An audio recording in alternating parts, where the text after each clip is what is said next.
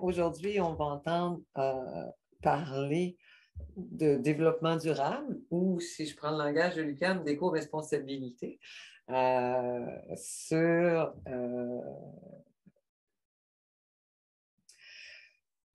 donc, de ce que font les universités finalement autour de la question de développement durable. Je pense qu'on n'a pas de doute quant à la nécessité que les universités contribuent, elles aussi, au bien-être de l'environnement et de nos sociétés en général. Euh, Thomas Trudel-James a travaillé avec, il va vous en parler un peu plus, mais avec un groupe de travail sur les changements climatiques et la santé en santé mondiale et a réalisé une grande étude de ce que faisaient les universités en matière de développement durable ou de éco-responsabilité, si on veut. Alors, il vient aujourd'hui nous parler de ces résultats et soulever les questions de est-ce que les universités en font assez?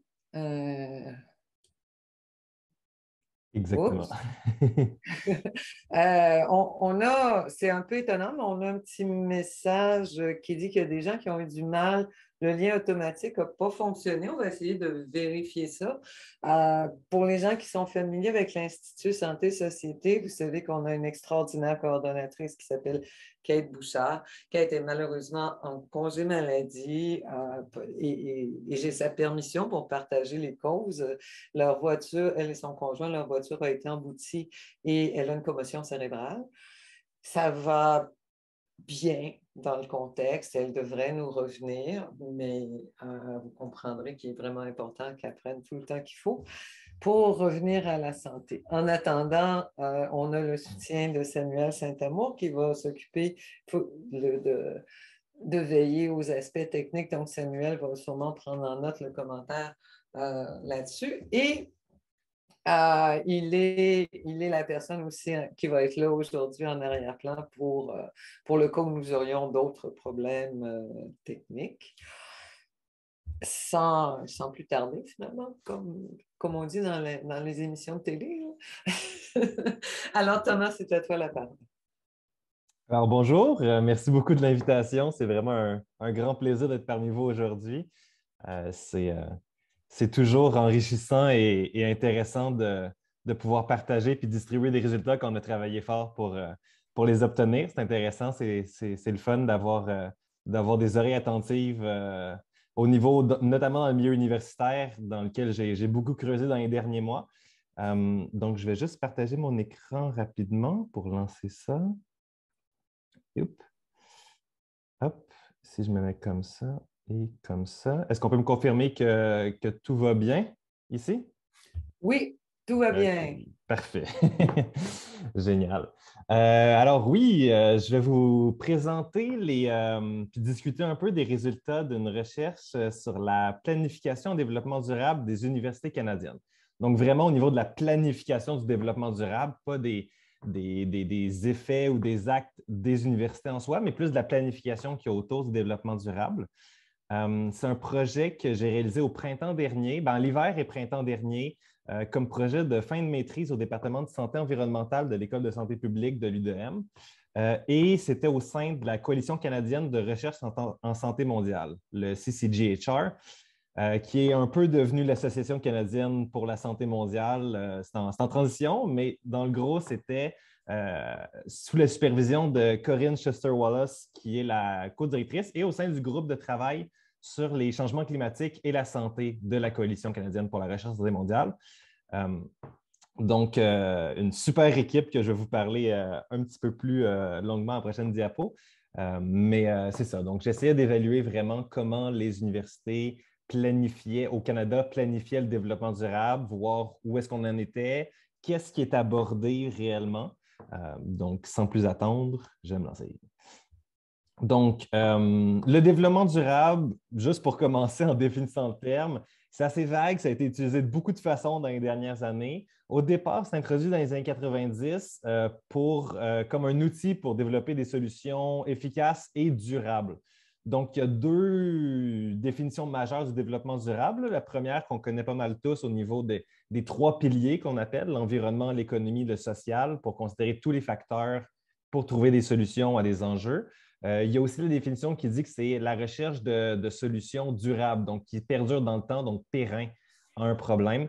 Donc, souvent, on lit les trois piliers. Il faut que ce soit environnemental, économique, social et que ce soit périn dans le temps pour avoir des solutions en développement durable. Mais depuis plusieurs années, on associe beaucoup plus le développement durable à l'environnement qu'à l'économie ou au social. Donc, il y a beaucoup de plans de développement durable qui parlent surtout d'environnement en soi.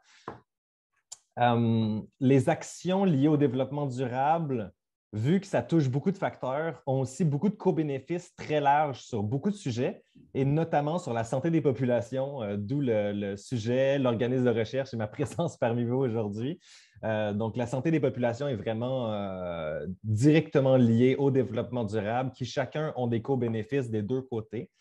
Euh, et au niveau d'une petite background de recherche de littérature, la plupart des universités parlent d'environnement et de développement durable, mais je n'ai pas réussi à trouver beaucoup d'études qui étudiaient le phénomène, qui donnaient une idée claire de où est-ce qu'on est rendu dans le développement durable dans les universités, particulièrement dans la planification et particulièrement au Canada. Et il n'y avait bien sûr rien sur la place de la santé là-dedans. Donc, j'ai décidé de m'attaquer au problème en compagnie d'une super équipe à la Coalition canadienne de recherche en santé mondiale, qui est un réseau de connaissances regroupant 30 établissements d'enseignement supérieur canadiens qui travaillent ensemble pour favoriser l'équité en santé dans le monde. Donc, c'est vraiment plein de départements d'une trentaine d'établissements qui collaborent étroitement pour des questions de santé mondiale. Et moi, je faisais plus particulièrement partie de l'équipe en charge des changements climatiques et de la santé, d'où le sujet de ma recherche ici. Et le groupe de travail a un gros projet qui ont commencé l'année passée et qui va continuer sur les années à venir pour essayer de mobiliser les gens sur le développement durable, sur la place de la santé en développement durable. Et ça se passe en 3 étapes. La première étape, c'est vraiment de comprendre les initiatives de développement durable, vraiment dresser un tableau général de la situation, comprendre qu'est-ce qui se passe dans les universités membres au niveau du développement durable et de la santé. Après ça, l'étape 2, ce serait de mesurer l'empreinte écologique des universités. Pour ce faire, il y a déjà une alliance avec l'organisation One Planet Living at Universities qui veulent développer un outil pour mesurer l'empreinte écologique des universités spécifiquement avec leurs réalités spécifiques. Et une fois qu'on aura ces chiffres-là, ces données, on va pouvoir les utiliser pour mobiliser finalement les universités membres pour commencer à faire une vraie différence et les accompagner dans un changement puis dans une transition durable. Et donc, moi, je m'attaquais vraiment à l'étape 1. Donc, j'essayais de comprendre, poser les premiers jalons, comprendre comment ça marchait, c'est quoi la situation sur le terrain en ce moment. Donc, il y a un peu de chiffres, mais c'est vraiment comprendre le domaine principal pour qu'on puisse mesurer par la suite. Mes objectifs principaux, j'avais 3 objectifs. Comprendre l'état général du développement durable, comprendre la composition des plans spécifiquement de développement durable, des programmes et des initiatives aussi intéressantes que là, et finalement explorer la place de la santé dans les plans de développement durable des universités. Donc, petite méthodologie rapide, je ne vais pas trop passer de temps là-dessus parce qu'on est plus intéressé pour les données, mais j'ai extrait énormément de données de plusieurs sources. Donc, les premières catégories de données que j'ai extraites, c'était vraiment les caractéristiques générales des universités. Le nombre d'étudiants, la taille de la ville, l'orientation, c'est plus recherche, éducation, la présence de politiques ou de plans de développement durable ou sur les changements climatiques, la surveillance, monitoring en anglais, donc le suivi, la surveillance des plans en soi. Le classement STARS. STARS, c'est la certification la plus présente au niveau du développement durable dans les universités en Amérique du Nord. Donc, c'est volontaire. Les universités peuvent appliquer pour avoir une certification de certains niveaux, qu'on va reparler après. Et donc, il y a beaucoup d'informations là-dedans, puis ils ont des classements donc, que j'ai pris en compte. J'ai essayé de regarder s'il y avait des audits de déchets des universités, des inventaires de gaz à effet de serre. Est-ce qu'on parle d'investissement durable, la désinvestissement des composés fossiles, etc.? Est-ce qu'il y a des certifications externes, Fair Trade, tous des programmes externes qui certifient des universités? Et est-ce qu'ils ont déjà eu des plans de développement durable avant celui qu'ils sont en train d'appliquer en ce moment? J'ai aussi regardé les plans de développement durable parce qu'il y a beaucoup d'universités qui ont fait des plans de développement durable officiels, qui vont regarder pour ça, pour essayer de guider leurs actions dans les années à venir. Donc, j'ai pris ces plans-là de développement durable et je les ai analysés. Donc, je les ai un peu décortiqués, l'année de publication, le statut, donc, qui sont rendus où? Est-ce que c'est le début, la fin? Est-ce qu'il y a un budget? Quelle sorte de gouvernance a été mis en place pour que ce soit fait? Les références au changement climatique, aux objectifs de développement durable de l'ONU, à la santé, forcément. Est-ce que dans le plan de développement durable, il parle d'intégrer le développement durable dans des cours académiques, les opérations sur le campus au niveau de l'énergie, le transport, les déchets, les achats? Est-ce que ce que l'université fait directement au niveau des opérations, est-ce que c'est dans le plan de développement durable? Et si oui, comment? Et toutes les initiatives variées que j'ai essayé de regrouper puis de faire un beau compendium pour essayer d'inspirer les gens avec ça. J'espère qu'on aura la chance d'en parler.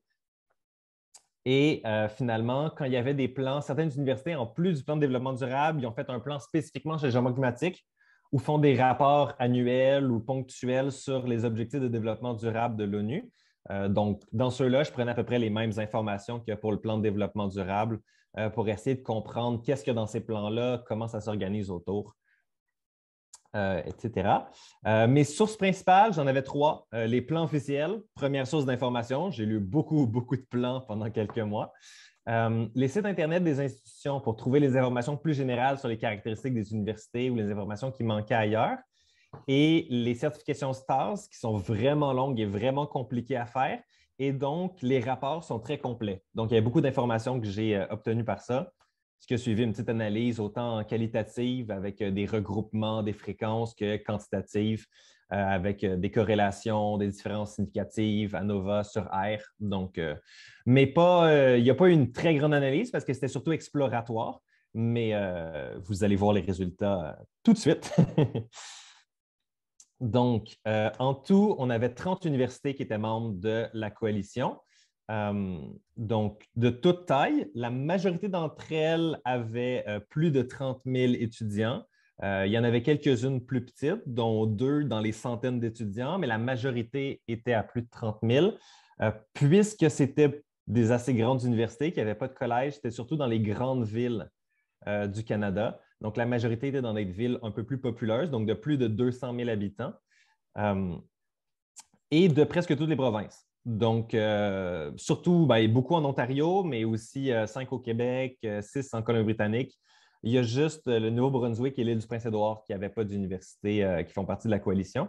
Mais sinon, ça a assez ratissé large. Au Québec, les universités qui faisaient partie de la coalition que j'ai analysées étaient l'Université de Montréal, l'UQAM, McGill, l'Université Laval et l'Université de Sherbrooke. Donc, c'est les 5 universités au Québec que j'ai faites. En tout, c'est juste des universités membres de la coalition, mais on a quand même regroupé 1 million d'étudiants, soit le 3/4 des étudiants de la population universitaire au Canada. Donc, a priori, c'est quand même assez représentatif de la réalité sur le terrain dans les universités.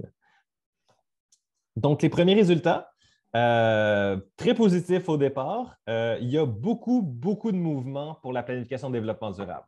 Quand on le voit là, sur le graphique, on voit ici que dans les années 2010, 2011, 2012, il n'y avait pas beaucoup de plans de développement durable qui existaient.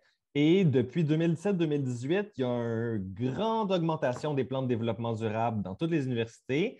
Il y a aussi beaucoup plus de sortes de plans. Donc, en bleu, c'est les plans de développement durable, mais en orange, c'est les plans sur les changements climatiques. En gris, les rapports sur les ODD, les objectifs de développement durable. Donc, on voit que non seulement il y a plus de plans depuis 5 ans, 4 ans, et en plus, ils sont plus diversifiés, plus complets. Donc, c'est quand même une très bonne nouvelle. On voit que la situation du développement durable est prise au sérieux pour des universités, nouvellement prise au sérieux par des universités, mais c'est vraiment, il y a beaucoup de mouvements dans le domaine, puis c'est sûr que ça va être un sujet, un enjeu majeur dans les années à venir. Là, on voit l'augmentation, puis juste en 2021, au printemps dernier, il y avait autant de plans de développement durable, de nouveaux plans qui avaient été mis que toutes les années avant 2017. Donc, c'est quand même très intéressant le mouvement qui se passe là. Au niveau du paysage en tout, j'ai regardé ceux qui avaient des plans de développement durable et ceux qui avaient des politiques votées par l'Université de développement durable. La plupart des universités ont un plan désormais et ont voté une politique de développement durable dans leur université. Ça se peut que certaines soient un peu en retard sur un ou l'autre des deux documents, mais globalement, c'est assez bien. 21 universités ont publié un plan de développement durable. Donc, moi, je me suis basé, la majorité de mon rapport, de toute ma recherche, va se passer sur ces 21 plans de développement durable qui ont été donnés. Et en tout, la plupart ont mis donc à peu près 85 des universités ont mis une structure en place aussi pour appliquer les plans et pour le développement durable. Donc, 19 ont des bureaux de développement durable. 7 ont une structure un peu plus informelle, mais pas forcément moins bonne. Souvent, c'est très actif, ont participé les étudiants. Donc, il y a beaucoup, beaucoup d'activités en ce moment. Mais c'est en transition, puis on ne sait pas ce que ça va devenir. Donc, c'est très jeune, mais il y a beaucoup d'actions, ce qui justifie d'autant plus de se pencher sur que contiennent ces nouveaux plans, dans quelle direction on s'en va à vitesse grand V. Et là, les résultats sont un peu plus problématiques. Donc, au niveau de la surveillance, du monitoring, assez problématique. C'est largement qualitatif. Donc, si on zoome un peu sur mon graphique, qui fait un peu peur, mais qui n'est pas si pire que ça, près du tiers des universités, soit 9 membres, n'ont jamais publié aucun rapport sur le développement durable dans leur université. Bien qu'il y en ait qui ont publié des plans de développement durable dans ceux-là. Donc, mais ils n'ont jamais fait de retour sur leur plan ou quoi que ce soit. Donc, le suivi du développement durable, qu'est-ce qui se passe réellement dans l'université? Le tiers des membres n'en ont jamais fait. 40 des universités rédigent ponctuellement ou annuellement des rapports descriptifs. Donc, par exemple, on a fait telle activité, on a parti tel programme, mais c'est tout descriptif. Donc, ce n'est pas quantitatif, il n'y a pas de métrique, il n'y a pas d'indicateur précis. C'est voici ce qu'on a fait dans la dernière année. Il y a 40 des universités qui ont fait ça et 9 universités ont une stratégie de surveillance avec des indicateurs quantitatifs. Bon, le 2 tiers de ces universités-là qui ont une stratégie quantitative, c'est juste à des points principaux. Donc, il y a peut-être 5-6 indicateurs sur tout le plan et il n'y a pas beaucoup de suivi là-dessus.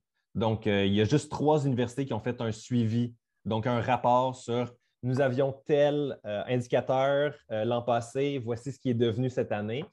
Donc, il y en a beaucoup moins qui ont juste 3 universités qui ont fait ça. Et intéressant, 3 universités ont vraiment fait bien.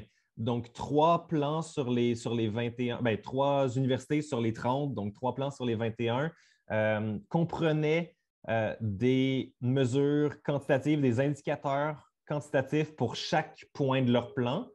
Mais une seule université, dans toutes les universités canadiennes, ont fait un suivi sur ces indicateurs-là, et c'est l'Université Laval.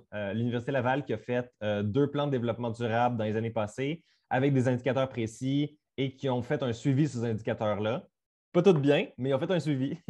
Donc, ça fait vraiment, vraiment un peu épeurant au niveau de la surveillance et du suivi et de la rigueur, là. On peut retrouver un peu les mêmes genres de chiffres au niveau des audits des déchets et des inventaires de gaz à effet de serre. Donc, la moitié des universités au Canada ne font aucun suivi de leurs déchets. Donc, ils ne savent pas combien de déchets ils produisent, quels sont les déchets, etc. Un quart savent la quantité de déchets qu'ils produisent, mais pas plus que ça. Et des fois, ils l'ont juste fait une fois ou ils le font de temps en temps.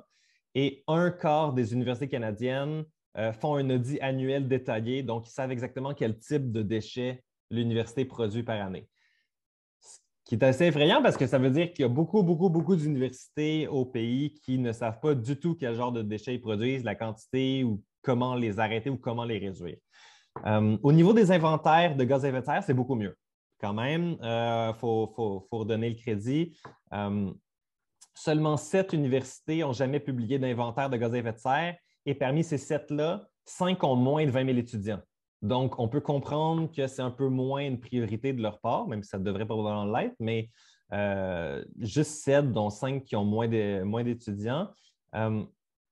La moitié des universités ont déjà réalisé un inventaire pour une occasion spéciale. Donc, soit pour la certification, pour l'apparition de leur plan ou pour une fois comme ça. Et encore une fois, un quart des universités réalisent un inventaire des gaz à effet de serre annuellement. Avec une petite précision ici quand même, les universités de la Colombie-Britannique sont obligées par la loi de faire des inventaires annuels de leurs gaz à effet de serre. Donc, sûrement qu'il y en a plusieurs qui l'auraient fait, mais il y a quand même une dimension légale à ça de leur côté qui augmente les chiffres plus qu'au niveau de la volonté des universités propres. Aussi, au niveau du STAR, de la certification, il faut renouveler aux 3 ans. Et donc, la plupart des universités soumettent des rapports complets sur leur situation aux 3 ans pour garder leur certification. Donc, ce qui amène quand même une observation puis un suivi du développement durable sur leur campus, mais pas selon leur plan. C'est selon la certification en soi. Donc, ils ne suivent pas leurs propres indicatifs, ils suivent des indicatifs de STAR. Le 2 tiers des universités canadiennes ont une cote argent ou mieux, donc argent ou or la majorité. 10 universités n'ont pas appliqué, mais c'est surtout des petites universités qui n'ont pas appliqué pour faire partie de la certification, pour obtenir la certification. Et une université a reçu le Platinum certification, l'Université Sherbrooke qui l'a reçu récemment.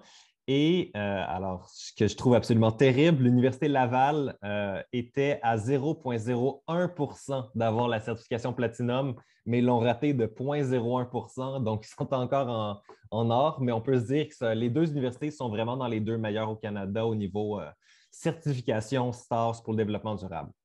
Mais il y a plein d'autres choses à prendre en compte, évidemment, mais pour cette certification-là, ça ressemble à ça. Donc, dans l'ensemble, il y a clairement une volonté croissante de la surveillance puis d'essayer de comprendre ce qui se passe sur le campus, mais ce n'est presque pas intégré dans leur plan de développement durable en soi. Et beaucoup manquent de cohérence, manquent de rigueur, sont assez vagues, n'ont pas de normes précises. Donc, ça va être dur de savoir comment on peut faire un suivi sur ces plans de développement durable en soi. Et ça se jumelle à un autre problème qui est, au-delà de savoir ce qui se passe, on ne sait pas où on s'en va non plus. Donc, au niveau du budget, parce que pour appliquer un plan, il faut au moins avoir des bases pour savoir comment on l'applique. Un seul plan sur les 21 plans a lié chaque programme et initiative à une source de financement spécifique. Et cette université-là n'a pas publié de rapport sur ce plan de développement durable depuis 2012. Donc, on peut un peu l'oublier. 3 autres universités ont intégré des préoccupations monétaires, donc pas tout lié, mais ont lié certains projets forts à un plan de financement. Mais la grande majorité des universités n'ont jamais parlé de budget dans leur plan de développement durable en soi. Donc, ce qui peut causer des barrières à l'application. Au niveau des objectifs d'investissement durable, globalement, c'est un peu délicat pour la majorité des universités. La plupart, donc 14, ne parlent pas du tout d'investissement durable dans leur plan. Ou quand ils le font, c'est dans des termes vagues, donc pas toujours évident. Il est à dire que le Québec fait particulièrement bonne figure sur la question des investissements durables au Canada. Elle est très, très loin en avance des autres provinces et notamment la seule université de tout le Canada l'université a totalement désinvesti, c'est l'UQAM. Je n'étais pas au courant au début de mes recherches, mais l'UQAM a été la première université à désinvestir des composés fossiles. Elle a décidé de le faire en 2015 et l'a réalisé en 2018. Bon, ce n'est pas entièrement, il y a le régime des retraites ou des employés, je ne suis pas tout à fait au courant, qui n'est pas encore totalement désinvesti, mais c'est de loin l'institution la plus en avance au Canada là-dessus. Avec le Québec, qui ont fait toutes les universités québécoises ou presque ont parlé qu'ils voulaient améliorer. Ensuite vient la Colombie-Britannique, un peu moins, mais pour le reste du Canada, presque pas d'investissement durable. C'est même tellement tendu que l'Université de Guelph, il y a 2 ans, le CA a voté pour devenir faire un investissement durable puis de désinvestir des composés fossiles. Et la rectrice de l'université a démissionné 2 jours après le vote parce qu'elle était contre. Donc, il y a beaucoup de tensions, beaucoup de jeux politiques au niveau des investissements durables.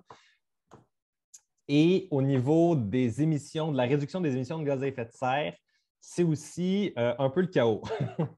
En tout, il y a 13 universités qui se sont engagées à devenir carboneutres au cours des 30 prochaines années. 4 qui le sont déjà. Donc, 3 universités en Colombie-Britannique qui sont devenues carboneutres en compensant, donc en payant pour leurs émissions qu'ils produisaient, parce qu'ils sont tenus par la même loi que tout à l'heure, passée en 2010. Donc, depuis 2010, ils sont obligés de compenser leurs émissions. L'Université Laval est la seule université au Canada qui compense ses émissions par sa propre volonté depuis 2015. 9 autres universités sont engagées à devenir carboneutres en 2040-2050, donc quand même très loin, et 5 se sont engagées à réduire leurs émissions de 80 6 universités ont juste donné des objectifs à court terme, donc entre 17 et 50 dans les prochaines années, mais sans plus gros objectifs après.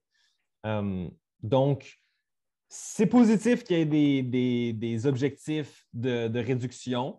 C'est définitivement ce qu'on veut parce que c'est avec des objectifs qu'on peut avoir un plan pour y arriver. Mais ces objectifs-là ne sont pas particulièrement révolutionnaires.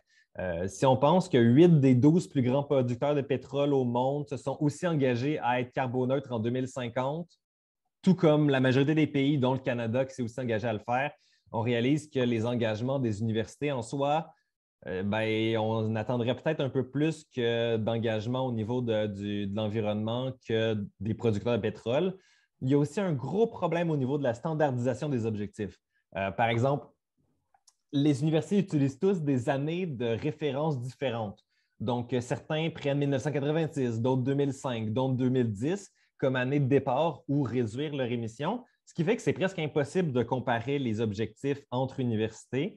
Beaucoup aussi utilisent différentes définitions. Comme pour certaines universités, être carboneutre, c'est de compenser les émissions.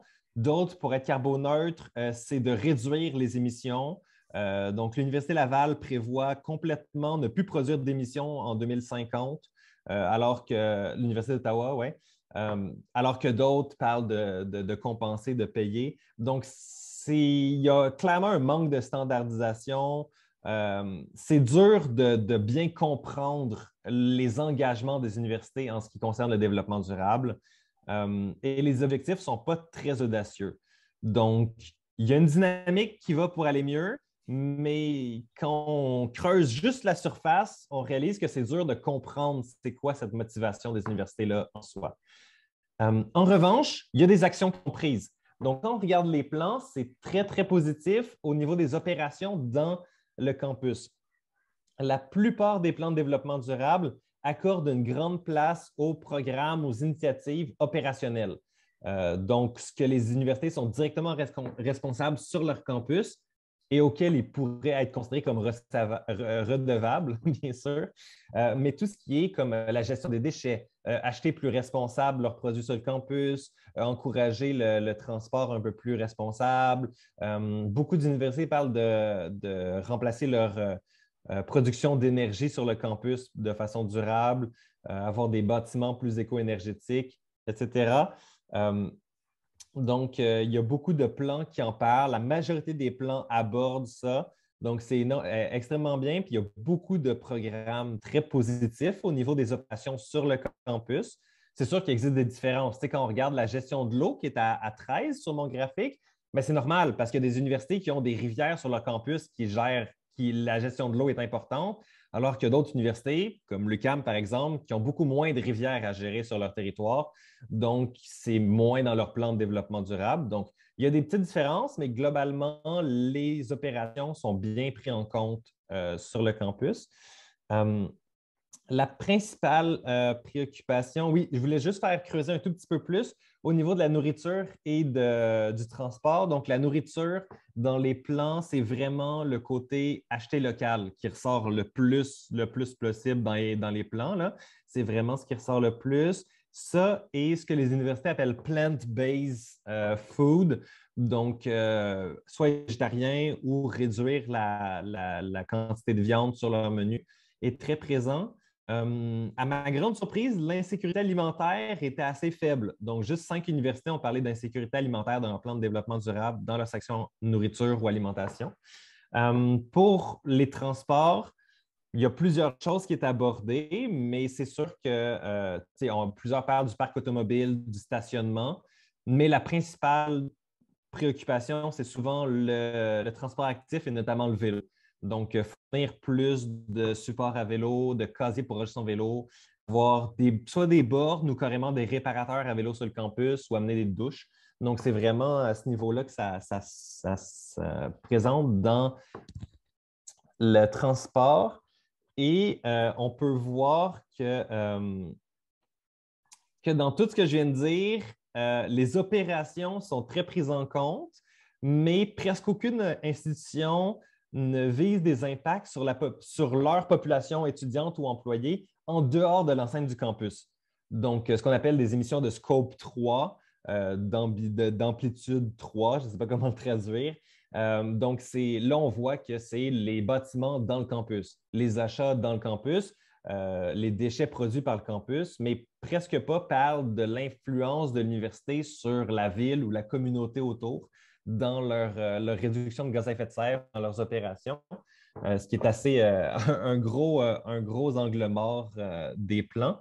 Donc, très bon sur le campus, mais quand on élargit un peu, c'est plus compliqué.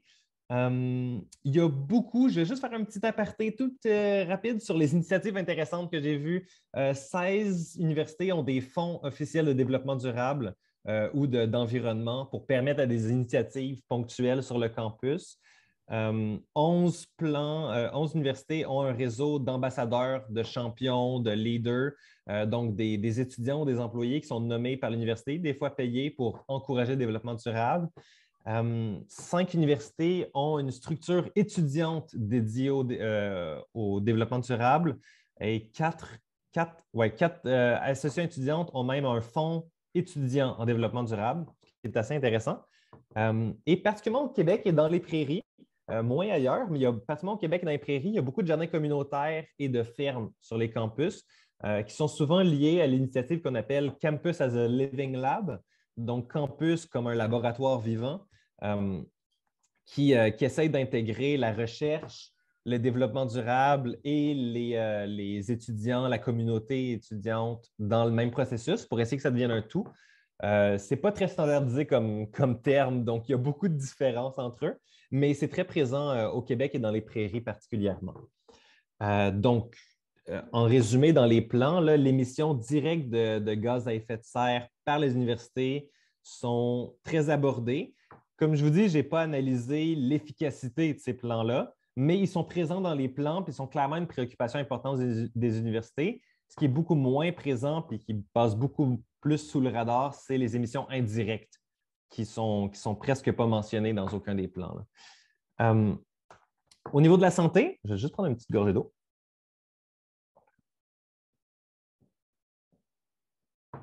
Au niveau de la santé, j'ai réalisé une analyse thématique de la santé. Donc, j'ai trouvé quel thème revenait le plus souvent dans les plans de développement durable quand il était question de santé. Donc, déjà, il y a quand même pas mal de santé qui est parlé dans les plans, mais toujours sous les mêmes thèmes. Donc, le thème le plus souvent, c'est celui de l'alimentation. Donc, la nourriture revient très souvent. On parle d'avoir des menus sains dans les cafétérias, donc vraiment des impacts directs sur la santé des étudiants ou changer des comportements directement. Donc, proposer des cours de cuisine, par exemple, qui est une bonne idée. Les transports viennent après. Donc, plusieurs personnes lient les transports à la santé dans les plans de développement durable. Mais curieusement, souvent, beaucoup des plans qui lient le transport au développement durable dans leurs plans ne parlent que du transport. Donc, c'est rare que le transport et la nourriture et la recherche apparaissent. Donc, plusieurs thèmes. Le transport est souvent le seul thème abordé quand on aborde le transport. pourquoi ça reste à définir. La promotion générale de la santé vient ensuite, donc des actions génériques pour essayer de promouvoir sans lien particulier, donc vraiment plus à grande échelle. Ensuite vient la recherche sur la santé intégrée dans les plans de développement durable. L'impact des bâtiments sur la santé qui est apparu dans 2 plans. Et à ma grande surprise et tristesse, la santé mentale n'est apparue que dans un seul plan sur les 21 plans, donc le plan de l'Université du Manitoba qui a parlé de santé mentale. Mais sinon, ça n'a pas fait, il n'y a pas eu de référence à ça nulle part ailleurs. Et la déclaration d'importance que vous pouvez voir à la deuxième ligne, c'est qu'il y a beaucoup d'universités qui, dans leur introduction, dans leur plan, ils ont parlé que la santé est importante à lier avec les changements climatiques, avec le développement durable. Donc, ils l'ont mentionné. Plusieurs de ces universités-là, en le mentionnant, ont parlé d'autres choses aussi plus tard. Mais c'était quand même, il y a des universités qui ont juste mentionné sans faire de plan. Donc, c'est important pour moi de dire que ça a été mentionné dans certains plans quand même. Et le truc qui tique un peu plus, c'est le nombre de thèmes abordés par plan. On voit que la presque majorité des plans soit ne parlent pas du tout de santé ou ne parlent que d'un seul thème. Donc, l'alimentation, le transport ou une déclaration générale. Mais la moitié des plans font juste l'aborder très, très brièvement et les 7 plans font une déclaration et jusqu'à 3 thèmes de santé. Donc, quand même pas énormément de santé dans les plans. Ça reste toujours assez basique, assez sur le minimum. Et aucun des plans n'aborde frontalement les déterminants de la santé ou présente une vision vraiment intégrée de la santé dans tous les secteurs du développement durable. Sauf peut-être Calgary qui a fait une bonne job là-dessus. Mais à part Calgary, c'est vraiment difficile au niveau de la santé et du développement durable. La plupart des gens le font avec une portée limitée, parlant de quelques thèmes, 1 ou 2 thèmes restreints. Ceci dit, il y a plusieurs universités qui ont d'autres plans sur la santé sur le campus. Des plans équité, diversité, inclusion, des plans santé, sécurité. Donc, la santé est abordée, mais moi, j'étudiais vraiment, est-ce que c'est lié au développement durable? Et c'est vaguement lié au développement durable. Et quand c'est lié de façon très directe. Donc, on parle de nourriture saine, de transport actif. Donc, faisons bouger nos gens, faisons en sorte que nos gens aient des choses bien, mais parle très peu des effets beaucoup plus larges du développement durable et de la santé. Et quand il le fait, il ne donne pas souvent d'exemples. Donc, moi, c'est quelque chose que je trouve absolument incroyable parce que beaucoup d'universités font ces gestes plus larges. Déjà, c'est déjà dans leur plan, mais ils ne le lient pas avec la santé, ce qui pourrait être une façon très, très intéressante pour eux de fonctionner. Je vais donner quelques exemples d'élargissement de perspective.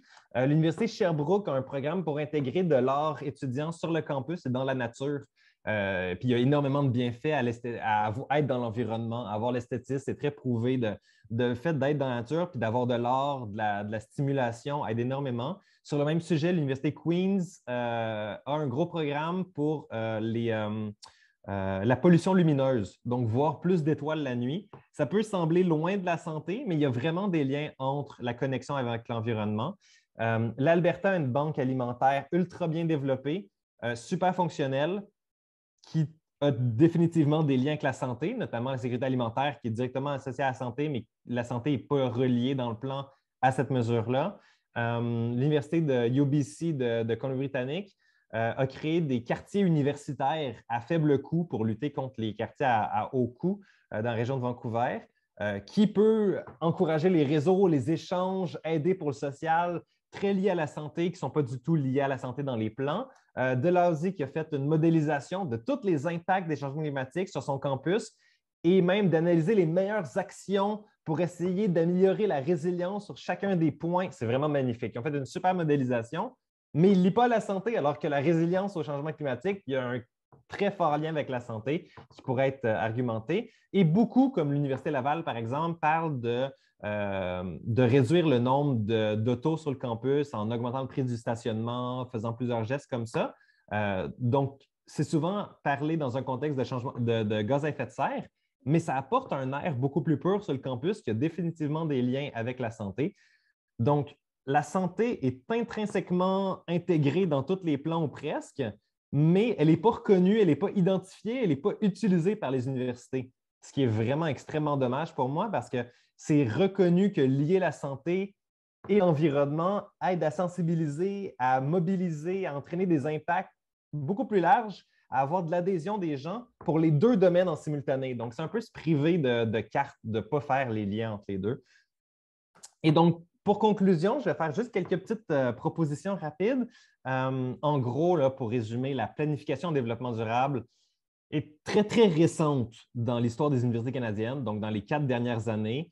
Mais ça change rapidement, puis on voit des super résultats. J'ai vu des initiatives magnifiques dans les universités canadiennes.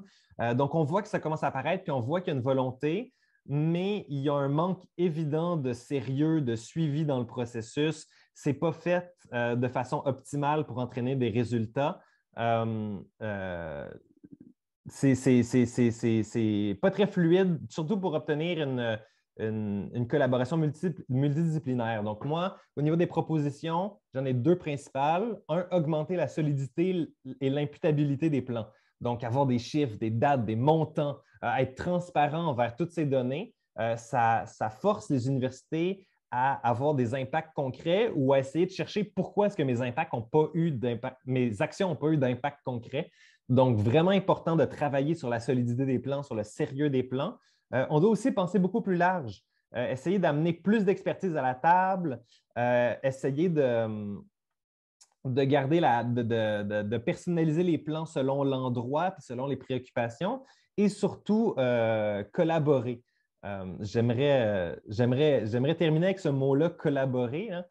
Il manque beaucoup de collaboration, autant intra-université qu'extra-université. Il y a beaucoup d'universités qui font du développement durable en ce moment, qui parlent de développement durable, mais en termes de compétition plus que de collaboration. Ils s'en servent comme argument marketing pour essayer d'attirer des professeurs, d'attirer des étudiants, d'avoir des coalitions.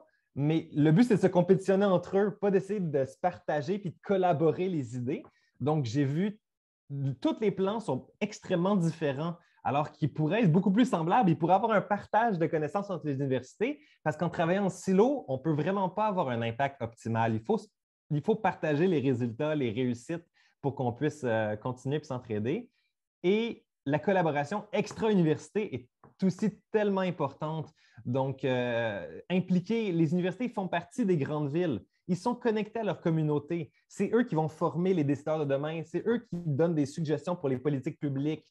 Puis leur taille des populations, il y a des universités à 60 000 étudiants, 60 000 et employés et travailleurs. Donc, ça a un impact direct sur la communauté. Donc, c'est presque pas abordé dans les plans.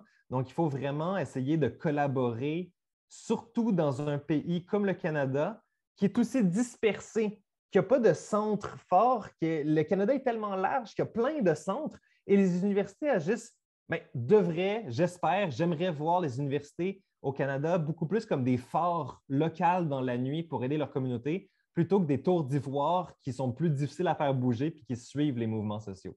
Donc, je pense que la collaboration et beaucoup plus de sérieux dans les plans pourrait aider à guider ce nouveau mouvement qu'on voit surgir. Donc, ça résume pas mal. Merci de votre écoute. Puis je suis toujours là pour répondre aux questions si vous en avez.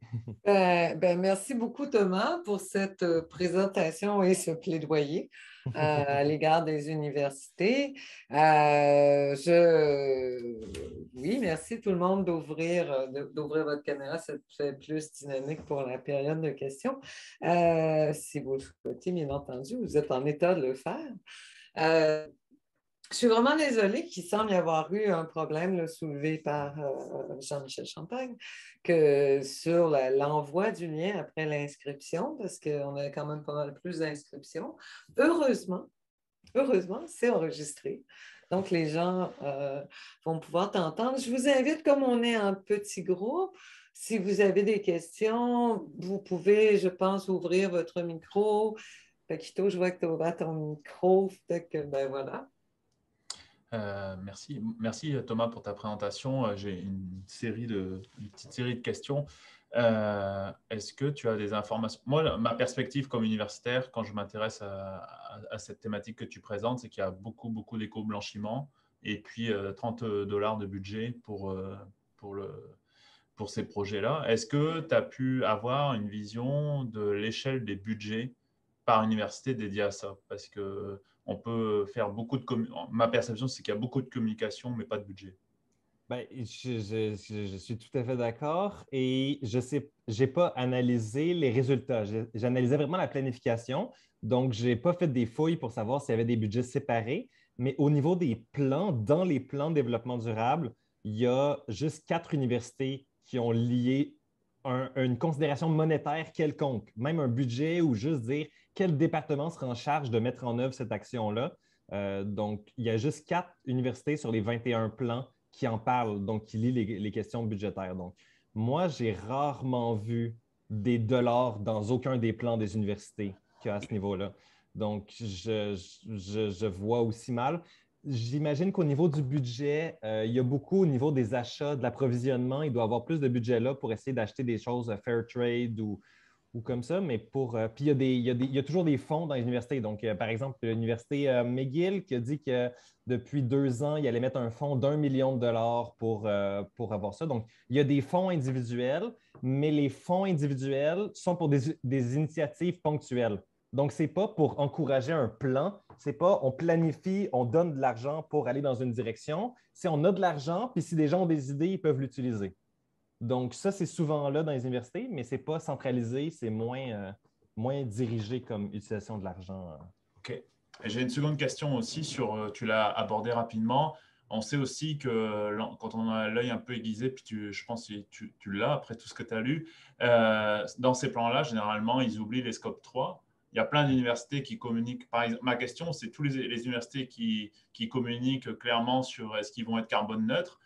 C'est beaucoup plus facile d'annoncer qu'on va être carbone neutre quand on prend un scope 1 et 2 et quand on ne prend pas en compte les investissements fossiles, comme par exemple McGill qui ne peut pas bouger ou les empreintes carbone des universitaires qui prennent l'avion, des choses comme ça.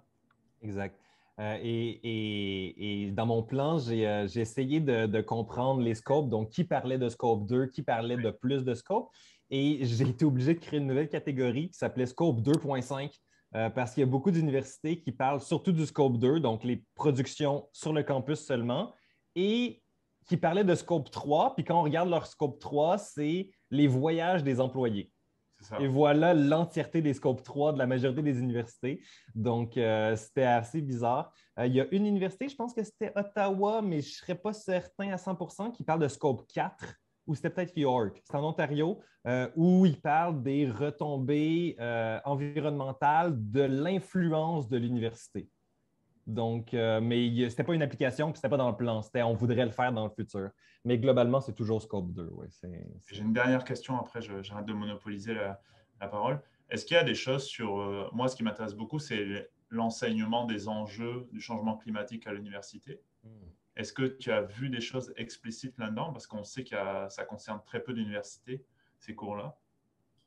Oui, il y a des universités qui ont eu plusieurs actions sur le niveau académique. C'est sûr que ce n'est pas le plus précis. Il y a des universités, puis j'ai oublié les noms des universités, je suis désolé, je ne vais pas pouvoir mettre le crédit, mais je pourrais le faire parvenir si jamais. Mais oui, il y a plusieurs universités, notamment la Polytechnique intègre obligatoirement un grand projet de développement durable dans la première année d'université. Il y a des universités qui ont un bureau d'intégration du développement durable dans les cours. Donc, tous les profs qui veulent intégrer du développement durable peuvent faire appel à ce bureau-là, puis ce bureau va les aider à intégrer du développement durable dans leurs cours, mais c'est volontaire.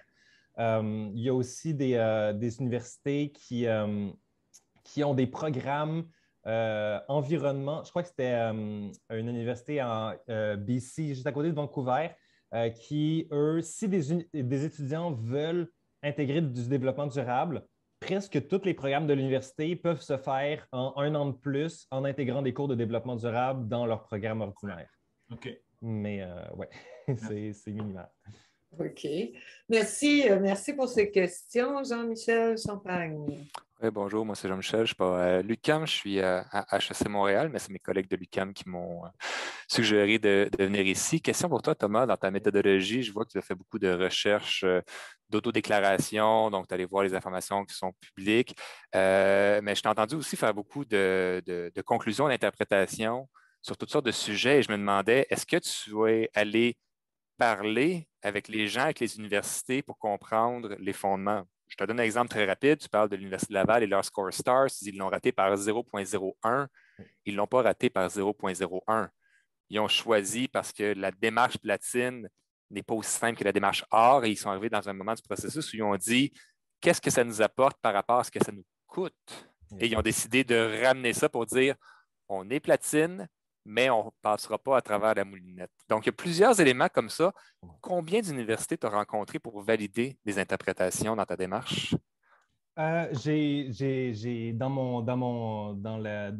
parlé avec des collègues dans le CCGHR. Donc, au sein de la coalition, c'est des gens des différentes universités à travers le Canada. Donc, il y a peut-être 6 universités où j'ai communiqué avec les gens des universités en soi. C'est sûr qu'au niveau de l'Université de Laval, mon but, ce n'était pas de les dénigrer. Au contraire, je disais qu'ils étaient justement dans les meilleurs. J'avoue que je n'étais pas au courant de la différence. Mais globalement, je n'ai pas eu l'occasion, à travers mes recherches, on voulait faire des sondages, puis c'est dans les prochaines étapes à faire, là, de prendre ces informations-là qui étaient assez préliminaires et d'en créer des sondages pour aller communiquer avec directement les départements. C'était le plan initial, mais on a réalisé que sans information de base, c'était dur de pouvoir demander des questions plus poussées aux universités parce que beaucoup de plans, beaucoup d'interrogations se répétaient et beaucoup de choses étaient répondues dans les STARS. Donc, on ne voulait pas se répéter, on ne voulait pas aller voir les universités puis poser les questions qu'il y avait dans leur certification STAR pour qu'ils nous répètent exactement la même chose qu'il y avait dans STAR. Donc, on voulait vraiment avoir une autre base, mais effectivement, il n'y a pas eu encore énormément de communication avec toutes les universités membres et les bureaux. Oui, c'est important parce que ce que je te dirais, c'est certaines de tes conclusions, tu vois, on a l'impression que c'est un peu désorganisé ou que les gens ne se parlent pas. Au contraire, on se parle énormément, mais chaque université est animée par ses professeurs. Et au final, les professeurs sont tellement un gros morceau que peu importe les ressources qu'on met en place, s'il n'y a pas d'enseignant pour l'enseigner, on ne peut pas imposer une forme d'enseignement, il y a une liberté académique. Donc, ce n'est pas nécessairement des fois qu'on est en compétition et tout, c'est que chacun a sa réalité interne. C'est pour ça qu'il n'y a pas vraiment de standardisation. Heureusement, il y a STARS, mais je te dirais juste, sois vraiment prudent quand tu vas les rencontrer parce que les universités, on collabore énormément entre nous, mais non, il n'y a pas de standard parce que chacun est pris avec un carcan académique et on doit se plier, les spécialistes en DD, les enseignants en DD, on doit se plier à ce qui nous est disponible parce qu'au final, on produit de la recherche et de l'enseignement. Donc, sois vraiment très, très prudent, surtout si tu vas parler avec des spécialistes du DD dans les universités. Ce n'est pas aussi simple que ça. Heureusement, il y a beaucoup d'efforts. Donc, c'est peut-être un message de prudence que je te donnerais si tu vas les rencontrer. Je prends le conseil ouvertement. C'est sûr Parfait. que je ne regardais pas, comme je dis, justement, j'avais peur de je ne voulais pas tomber là-dedans au niveau des résultats sans parler avec les gens et sans communiquer. Donc, c'était vraiment, mon analyse s'est vraiment portée sur les plans de développement durable qui ont été donnés par les universités. Donc, quand je disais qu'il manquait de cohérence ou de collaboration, ce n'était pas tant au niveau du backdoor ou de ce qui se passait réellement sur le terrain, mais c'était au niveau des confections de plans formels publiés au niveau officiel. Mais effectivement, je ne veux pas je dis pas qu'il n'y a pas de collaboration entre les universités en soi. Je me suis vraiment mal exprimé à ce niveau-là, mais c'était au niveau des plans de développement durable en soi. Et je ne sais pas, Joanne, est-ce qu'on a encore le temps pour une petite question rapide? Oui. Très rapide. Peut-être une Sur la santé, ouais. si je peux juste me permettre ça. Je suis contente d'entendre qu'il y a beaucoup de collaboration entre les universités, mais en tant que membre d'un des groupes qui est responsable du projet d'éco-responsabilité, donc du plan, on pourrait dire du plan de développement durable à l'UQAM, je n'ai jamais entendu parler de ces rencontres-là, au fait que ça ne descend pas. On pourrait parler avec... prochaine question, mais ouais, non, il n'y a pas de problème. Ça va remonter après ce commentaire-là.